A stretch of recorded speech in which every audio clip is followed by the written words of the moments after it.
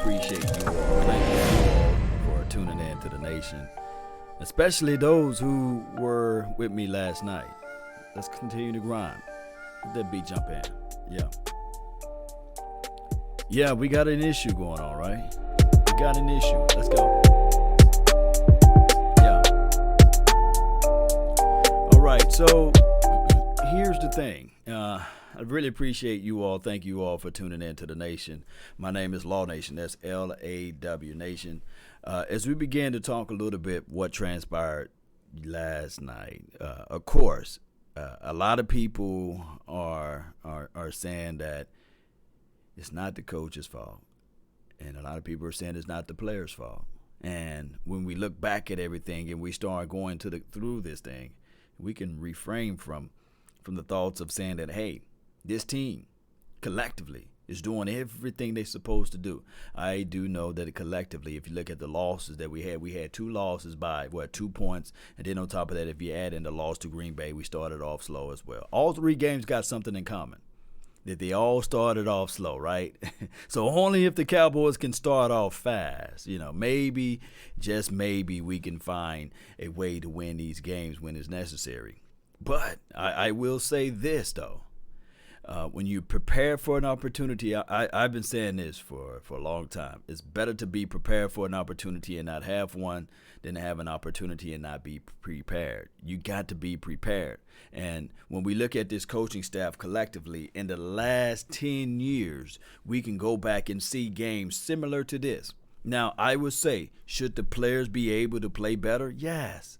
That's a given. The players should be able to play better. We want the players to play better. We need the players to play better. The players should play better. I hope you guys got your coffee because I got mine, right? And shout out to all of the coffee drinkers. But here's the thing. We must figure out a way to win against the Eagles. Regardless of the situation, regardless of whatever thing is out there, we have to find that way. And if not, then we're going to be continue to doing the same things over and over and over again. This team got too much talent on this team to lose in the way and the factors that we are losing on. Now, I will say this. It's been 10 years, of course. It's low-hanging fruit for me to say, well, the coaching is all of the blame, and Jerry Jones got none of the blame. It's low-hanging fruit for me to say, well, the players are all of the blame, and the players don't have none of the blame. It's low-hanging fruit for me to say, hey, these players are not capable of winning. We're not capable of winning when we have situations to occur, like the injury all of a sudden of Amari Cooper, the injury all of a sudden of the left tackle and the right tackle, and they're not being able to perform. And then on top of that, Ezekiel, the main man, the path of the righteous man is be set on all sides by the iniquities of the selfish. That type of guy is not performing up to the $103 million that we reached into our pockets to pay him for extensions of over 5 years or what have you. It would be crazy for me to just point out him. It would be crazy for me to just point out Jason Garrett. But the collective sum, the common denominator, that's what I've been trying to tell people. We've been going through this thing back and forth, and people like to fight with each other with facts. The fact of the matter is it's been 10 years, and we have nothing to show for it. And if you add in the fact with Jerry Jones himself, it's been 25 years, it's been the exact same team. Then I will say, the temperament and the overall thought process is better when we had Bill Parcells, but he just didn't have nothing. Bill Parcells literally was going and trying to mask over a lot of troubles and issues that we had when Jerry Jones handpicked the other guys before him. And I don't want to go down that road, you see. I'm talking about the 5 and 11s 2 or 3 times in a row, you see. But what I'm saying is, people, regardless of the situation, we live in an environment that everybody likes to be right. Nobody wants to be wrong. Everybody want to be, hey, I'm putting the information out here and we're right. There's 31 other teams out there. And I can tell you, right now the coaching staff is looking at the Miami Dolphins and they're saying in their collective room and saying, hey, if only we play better, if only we execute on our plays, we wouldn't be with all of these zeros as it relates to the win-loss column. We wouldn't have all of these losses. Football, this is the highest level of sports as it relates to physical contact. And most of the times, a lot of the times, those games go down to 1 to 2 points, 1 or 2 plays, believe it or not. It does. If you think I'm lying, go back and watch. Watch the Super Bowls that the Patriots won. Go back and watch it. They didn't blow out they didn't blow out the opposition, especially the first 3 or 4 that they won. Go back and watch the Pittsburgh Steelers versus the Cardinals game. That pick 6, I think that Kurt Warner is still thinking about that as he go to sleep every night. And said, man, I let the linebacker pick me off and run it all the way back for 6 points. Don't you think that if he'd have went through his progressions better or threw the ball away, it would have been a different outcome? Football is similar to life. You try to drive into your car and you fail to look left or right and you hit somebody. That's manslaughter. And if you don't have full coverage insurance, you're going to jail for a long time. You might not even get the manslaughter case. So, and then on top of that, Cowboy Nation, I know the truth is the hardest pill to swallow. It meant to be this way. I cannot lie to kick it to you all. I can't. This team needs to be excited again. Great talent team. This is Sherry. Really appreciate you. Kenny Gibbons, appreciate you for being the first person that's in the chat box. Ray, thank you so much for tuning in to the nation. Truba, really appreciate you as well. Jake the Great, yes, Cowboys are so hated. Even the Dolphins fans are talking noise. Yes, Jake the Great, yeah.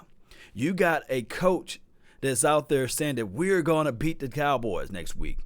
And that's the Philadelphia Eagles coach. He's trying to I guess, make his fan base ready for the loss that they put out last week or yesterday. He's trying to get everybody hyped up. And sometimes you got to utilize the media to coach up your players, to have them to be able to run through the brick wall for you. This thing been going on for a long time. 10 years. Think about what you can do in a decade. You can learn how to read. You can learn how to write. You can learn how to walk. You can learn how to talk. You can learn how to do a lot of things in 10 years, especially coming from an infancy level all the way up until 10 years old. Lewis should start over Cheeto. This is Eric. And trust me, you are right in those factors.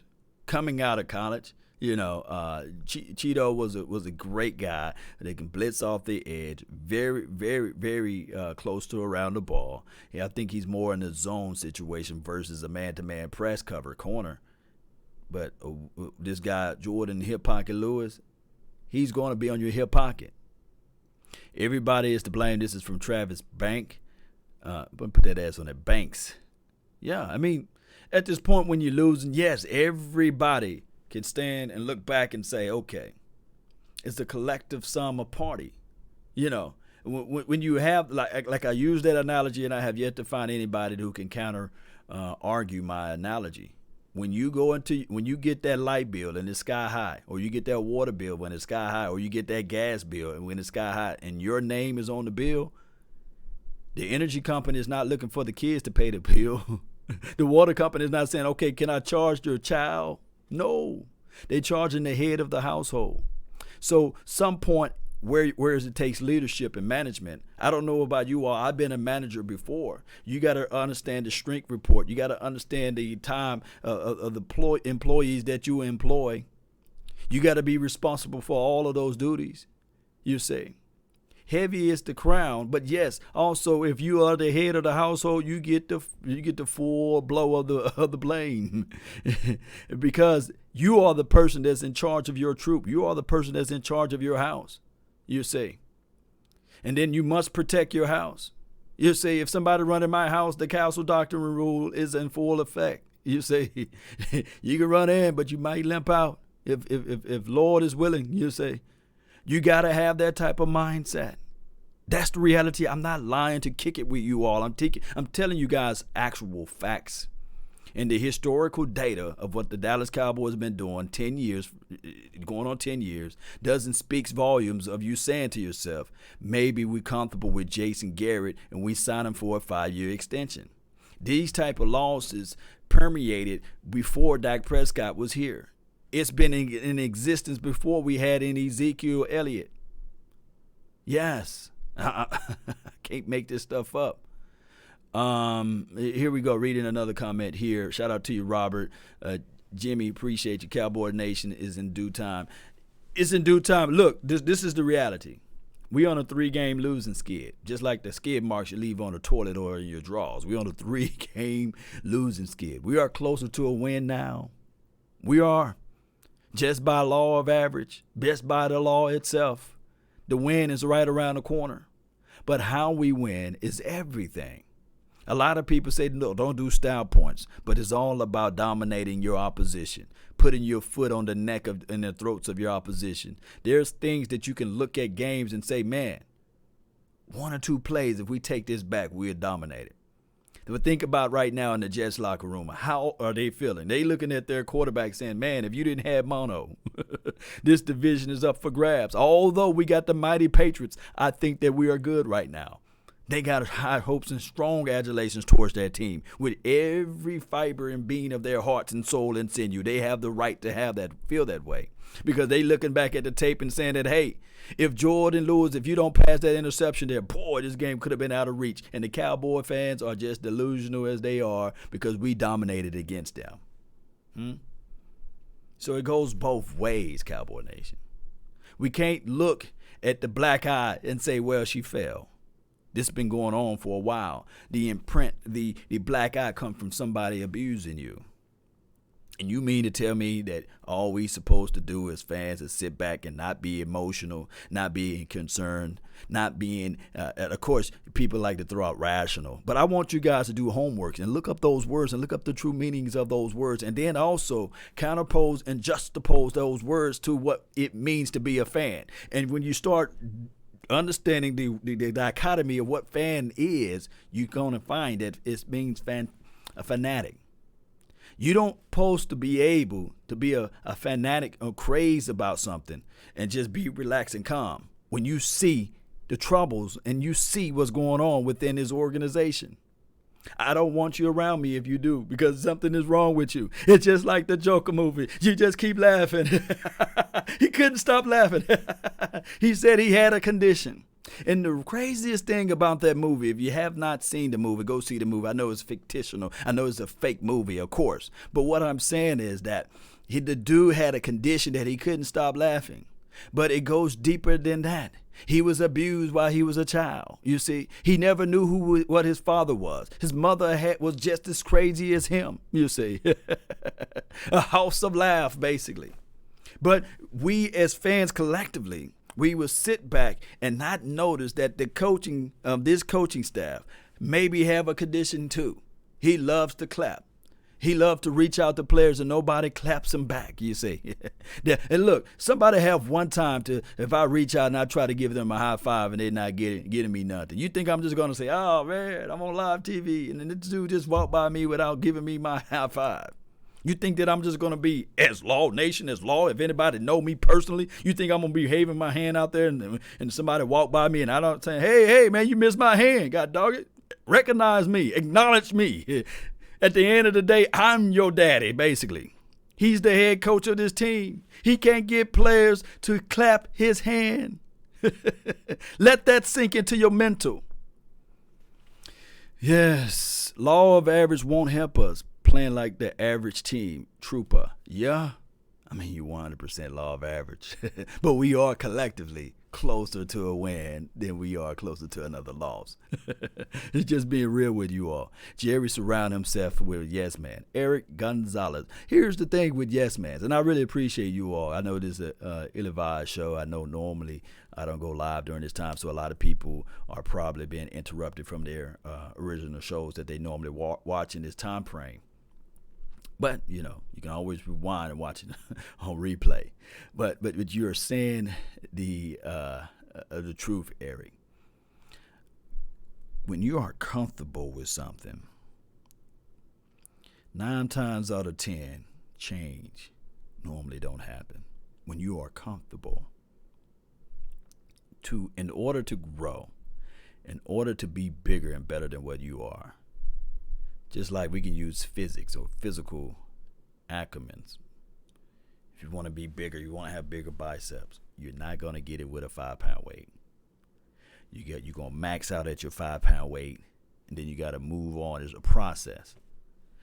In order for that muscle to grow, it's crazy how life is. It must get weakened. It must break down first. And then you rebuild that muscle. But in order for it to continue to grow, you got to push it a little bit more. For anybody that's a physical coach out there who study plyometrics, calisthenics, and things like that, and not just talking the talk, somebody who's physically went through it. I'm talking about actually chiseled in a sense. They'll tell you that it's not just going out there saying that, okay, I'm going to lift 10 pounds more, or I'm going to lift 15 pounds more, I'm going to lift 30 pounds more to get the size that I want. It's dealing with a lot of things: dieting, discipline. You see, if you ever want to trust a person that's going to be your physical athletic trainer or what have you, and you want to trust what they're saying about dieting and all of these things, there's one thing that it can't fake: it's stomach muscles. It comes from a great deed of discipline, dieting, nutrition. You see, you just can't just, okay, some people are naturally built with the anesthetics of having the beautiful chest muscles and all of their stomach muscles. But in order to maintain, you got to put something back in. You got to go through a trials and tribulations. You got to go through something in order to get those things and to keep those things. What I'm saying is, collectively, Jason Garrett been into this system for 10 years. There should be some type of leverage or some type of angle that you can look back and say, hey, by his knowledge of the game, plus adding in the experience and also being around the team for 10 years, there should be a philosophy that we can reach out to and gather a hold to and say, hey, this is the Jason Garrett philosophy. Do you have any truth on that, Law? Yeah. What was the coach? I forgot his name. God dog it. Just charged it to my head, not my heart. But they talked about systems. What was the coach for the 49ers? I mean, you can look at it. Mark Holmgren come from that system. Doug Peterson come from that system. Andy Reid come from that system. The longer you are here, there's a thing called systems that are put into place. And you got to have that system in order to win. What is the Dallas Cowboys system?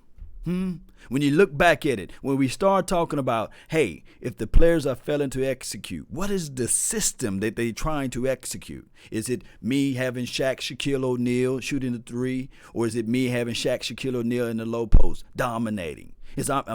Do I know how to utilize my players? Can we go back and say that, okay, this is the system that we use, and this is what works, and this is what don't work? Do running the ball on 1st and 10 works in this particular system?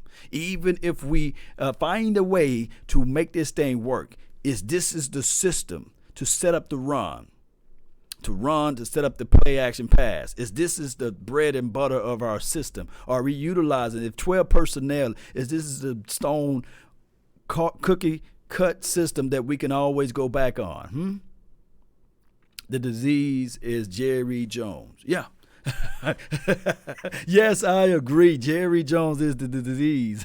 I can't even put those words together. I got a tongue twister. Shout out to you, Mr. Anonymous, as well as Nolio. I think you put that out there. Really appreciate you. Thank you guys for growing this thing. Let me just pull around to this thing right here.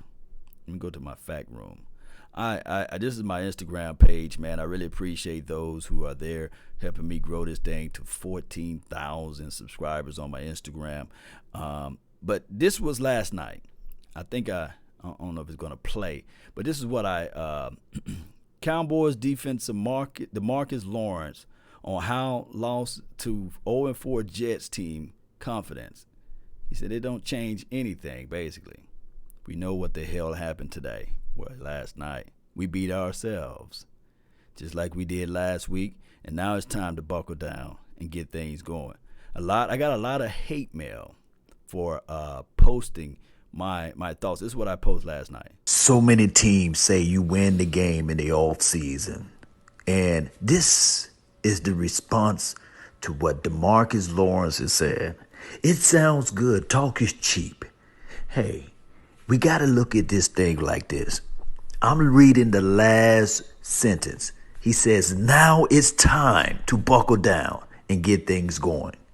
This is total bull sugar right here, because I'm telling you, I do not want to hear if I'm the head coach, if it's week 6 and then you heading into week 7 and you're saying to yourself, now is the time to break it down. Now is time to go good and real and play football. No, you play football week 1, week 2, week 3, week 4, week 5, week 6, week 7, week 8, week 9, week 10, and beyond. You don't wait to say now is time. This is the defeative mindset. It is So what I'm saying is the defeative mindset. You don't go and say, well, now is the time to all of a sudden buckle down. If you are trying to buckle down now, it's too late. It's too late to start buckling down now. This is what it will lead to, 22-24. If you trying to say that the Jets is the wake-up call, matter of fact, they can go on a winning spree right now. They can win all of the games until we get to the playoff.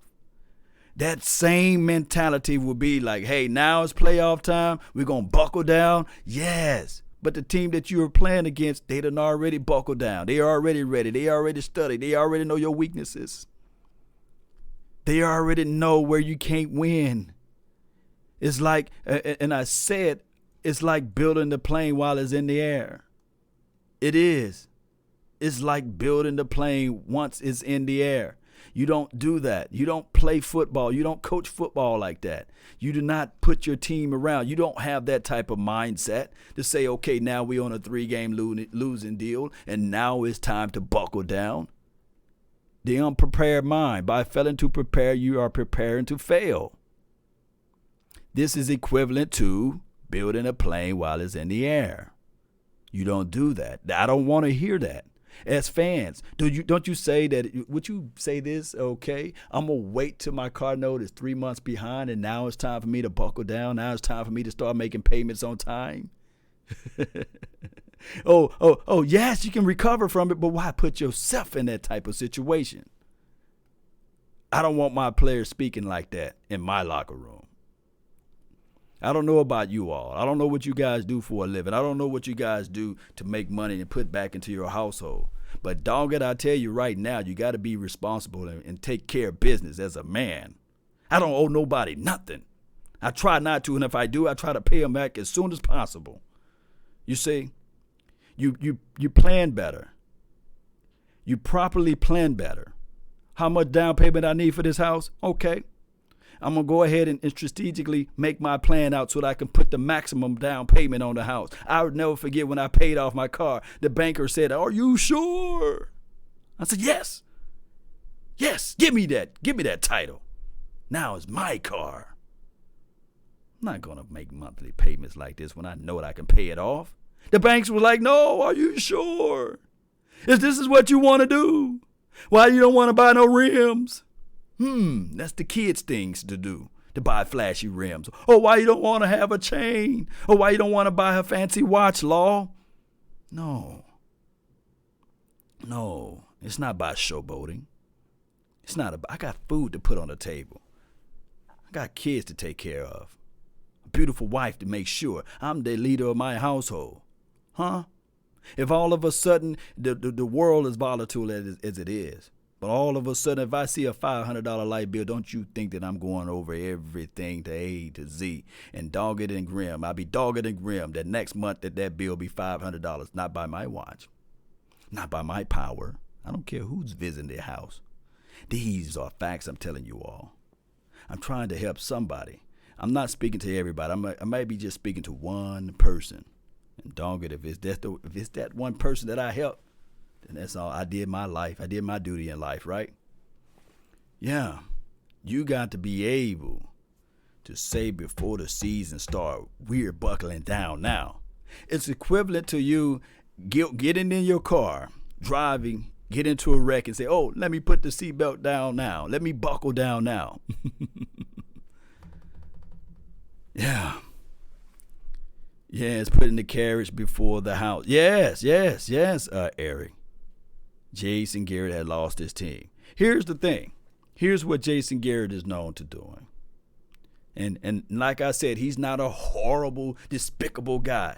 He's not a trash guy. He's a very, very, very polished guy, brilliant guy, intellectual guy. Here's the thing with Jason Garrett. We love him. We love him. Look, especially I still go back because I was watching that game glued to my seat. And matter of fact, I got up a little bit and sat at the edge of my seat. That Green Bay Packers game, because everybody know that Thanksgiving game, when Jason Garrett came into that game, we was like, oh, Lord, we finna lose this game. But I sat there and watched that game, glued to my seat, got up to the edge of my seat. I would never forget.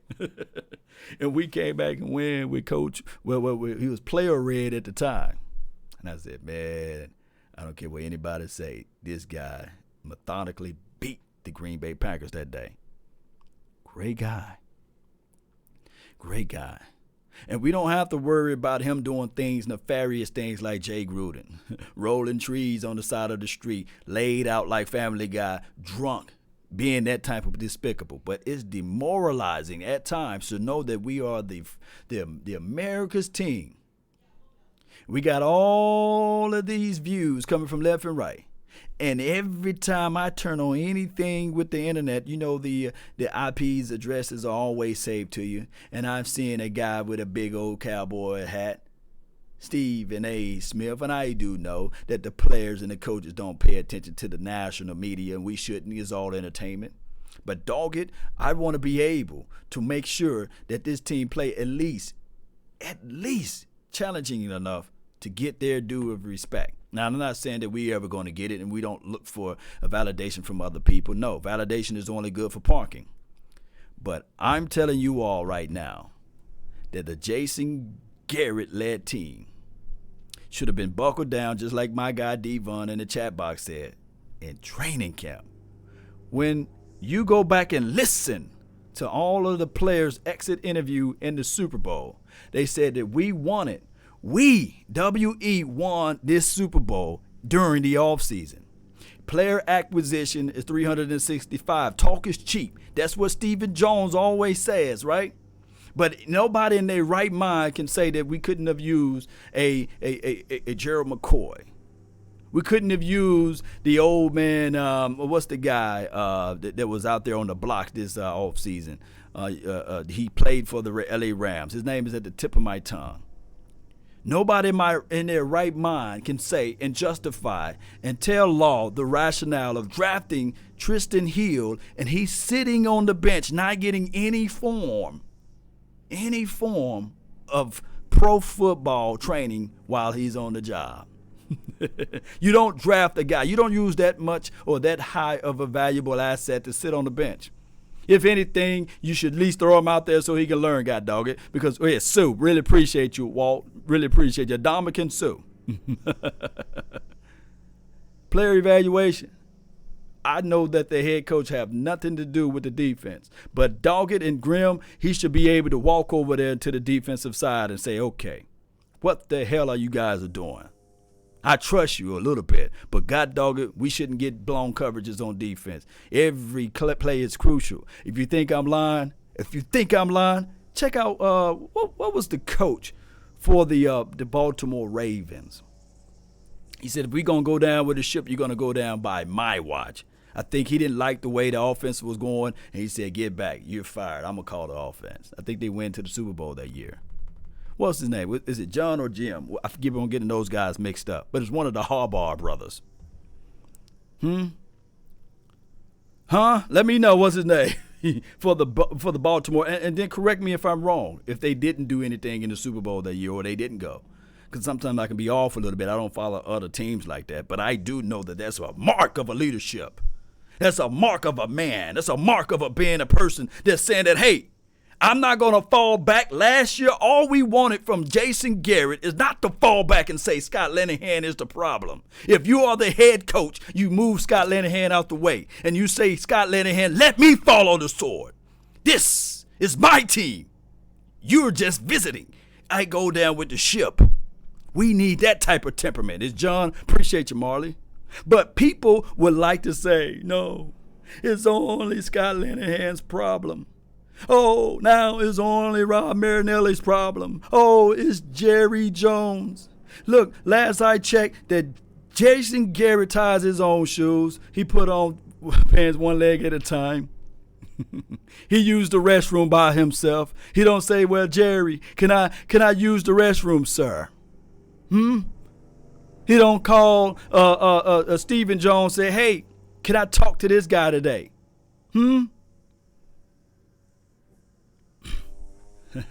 I was raised to be a man. It's Jim Harbaugh. Yeah, appreciate it. Jim or John, one of the guys. I'm tired of this. It's from VIP GTS. And here's the thing. Cowboy Nation and Cowboys fans and beyond. Here's the thing. Hear me out. I would love for Jason Garrett to prove me wrong. I would love for him to prove me wrong. I would love for him to go on his winning spree. And I would love for him to get into the playoff. And I would love for him to dominate the opposition. And I would love for him to ultimately make the kicker understand that, hey, this is a short kick. You can make this kick. And I would love for us to ultimately go and pass the NFC Championship and make it to the Super Bowl. And I would love to eat all of the crow that I said about Jason Garrett. I would love for all of a sudden I look back and I look at this thing and say, oh, we hosting the Lombardi Trophy. Boy, I would go back to this day, October the 14th, and say, man, boy, I was wrong. But dog it, I feel good about it. Boy, I would love to see that. How close am I to that? How close am I to that opposed to what we know been going on with the historical data? Huh? How close will I be to that?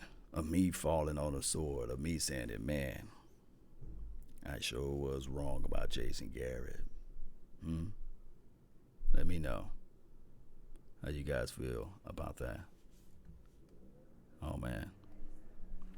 All right, so that's all the time that I have for today. I really appreciate you all. Thank you all for tuning in to this wonderful podcast, and thank you guys for subscribing to this channel. I really appreciate you all. And I wish we can find a silver lining in this. I wish we can pull up things that we haven't seen before. But this is the thing that's been going on and on and on. And we got other coaches that feel comfortable to stand up and say, this will be a victory next week against the Dallas Cowboys. And if that don't light a fire, if they don't light something inside this team, if we come out slow, I don't care who we playing. Pee Wee Football League. We can be bringing Tupac and Biggie back. We can be doing a lot of things. We can play anybody that's out here. We can go play, and somehow all of a sudden New England Patriots is there next week. We better be prepared. We better not have these same issues. And I don't want to hear, oh, we're going to run it on 1st and 10. We get 2 yards. Oh, Ezekiel Elliott, now that he got his 100 yards rushing, now everything is going to be okay. You better dominate your opposition. They talking cash money. There's going to be thousands. There's going to be 90,000 plus in that stadium this weekend. 90,000. We better be locked, loaded, and live and ready. And let's let Jason Garrett prove us wrong. Really appreciate you, Jay. Thank you, Mr. Anonymous. Thank you, Devon. Thank everybody that's been tuning in to this show, man. I really appreciate you all. That's been my time. I really thank you all for yours. And remember, you're listening to nothing but the facts. Oh, I'm bad. The best. Let's go, Cowboy Nation. Let's go. Let's go.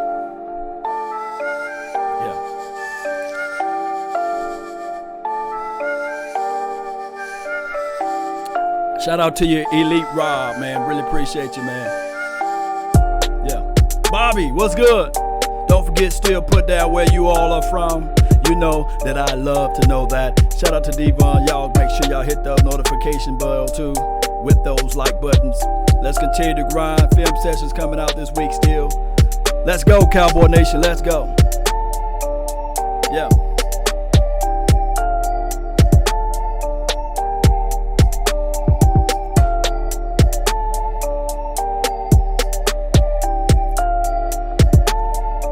Pleasant Grove, what's good? Fort Worth, shout out to you.